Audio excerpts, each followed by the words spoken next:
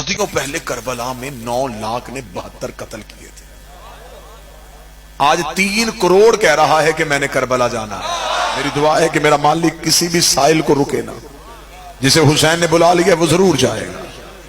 यहां तो अब तो सिर्फ चंद साजिशें और चंद धमकियां दी गई हैं ना। जब बाजू कट रहे थे, जब हाथ कट रहे थे, लोग तो तब भी करबला जा रहे थे। जब मतवक्कल का दौर आया था, उसने कहा था कि अगर क्या है, लोग क्यों करबला की तरफ जाते हैं। यह बासी बादशाह था, यह बहुत मलऊन था, जालिम था। उसे उसके वुज़रा ने बताया कि हुसैन की करबला की ज़ियारत नहीं रुक रही। इसने कहा क्यों नहीं रुक रही। उसने कहा जी हुसैन की आशिकी पड़े। इसने कहा इतना टैक्स लगा दो कि कोई हुसैन की ज़ियारत के लिए जाए ना। जब उसने बहुत ज्यादा टैक्स लगा दिया और ऐलान हो गया कि अब जो करबला जाना चाहेगा इतना टैक्स देगा तो करबला जाएगा, अगले दिन मतवक्कल की मौत हो गई जब उसने देखा कि उसके शहर की सबसे गरीब औरत सबसे पहले आ गई। शहर की सबसे गरीब औरत सबसे पहले आई और उसने आगे जो जुमला कहा वो जुमला तुम्हारे अकीदों के लिए। उसने मतवक्कल के दरबार में आके कहा मैंने सुना है कि ज़ियारत सस्ती हो गई है। उसने कहा बुढ़िया टैक्स लग गया है। उसने यूं ही जल्दी से चादर का पल्लू खोला, खोल के यूं दिनार निकाले, ये पकड़ जाऊं। यूं गिरते हुए दिनार देके मतवक्कल ने कहा तू तो बहुत ज़ईफा गरीब है, तेरा तो कमाने वाला भी कोई नहीं, कहां से लेके आई है। उसने कहा जिसने बुलाया है उसने दिए। रात कह के सोई थी हुसैन तेरी ज़ियारत के लिए आना है। ख्वाब में आके उसने कहा चादर उठा, जिसने बुलाया उसने दिए। पकड़ अब जाऊं।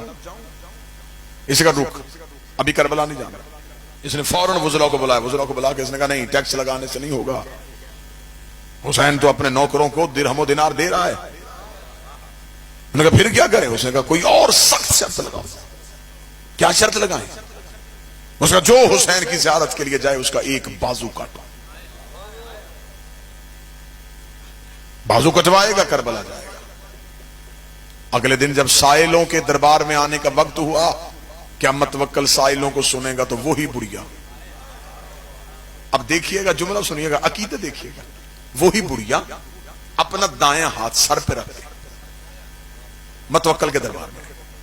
मतवक्कल ने कहा बुढ़िया अब क्यों आई है। उसने कहा मैंने सुना है ज़ियारत मुफ्त हो गई है। बाजू कटवा रहा है ना, कटवाने आए।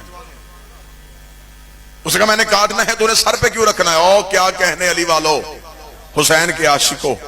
बुढ़िया देखा दी अब ये मेरा नहीं हुसैन का हो गया। जो चीज हुसैन की हो जाए वो सर पे रखी जाती है।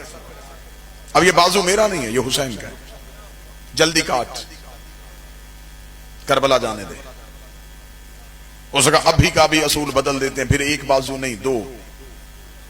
बुढ़िया ने कहा दोनों काट। उसका पांव भी कटेंगे। उसने कहा दोनों काट।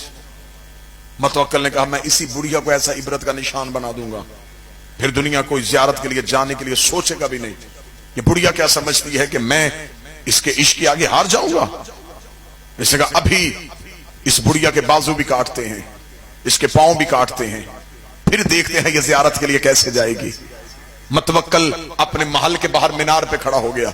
बुढ़िया के बाजू कटवाए गए, बुढ़िया के पांव कटवाए गए। खुद महल के मीनार पे खड़ा मंजर देख रहा था और उसने अपने सिपाहियों से कहा धक्का दो बुढ़िया को दरबार से बाहर, अब मैं देखूंगा कटे हुए हाथों से, कटे हुए पांव से चलेगी कैसे, उठेगी कैसे, जाएगी कैसे। जो ही सिपाहियों ने लहू से भरी बुढ़िया को यूं दरबार से बाहर धक्का दिया। मतवक्कल मीनार पे देख रहा था, अभी धक्का देके अभी बुढ़िया जमीन पे गिरी नहीं, या एक घोड़े सवार आया, उसने हाथ से बुढ़िया को उठाया, अपने घोड़े के ऊपर बिठाया। बुढ़िया ने जाते जाते मतवक्कल की तरफ देखा, शुक्रिया, पहले चल के जाना था, अब वो लेने आ गए।